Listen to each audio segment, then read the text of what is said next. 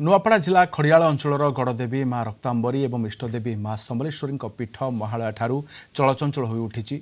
ए दुई देवदेवी पीठरे षोड़शोपचार पूजार्चना आरंभ होती।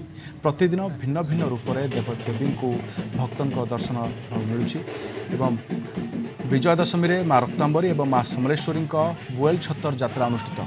से बुएल यात्रा रे हजार हजार भक्त सामिल होई दुई देवी को दर्शन करने सह आशीष भिक्षा करेंगे।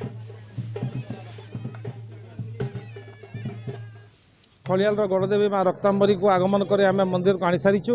आज प्रतिपदा माँ समलेश्वरी छत्र पूजारी बाजावाला कुंवर छत्रिया एवं बाड़ी वाले समस्ते मिसी आम जाई माँ समलेश्वरी पीठरू माँ को आह्वान करी छतर माध्यम रे आनीचु मंदिर को।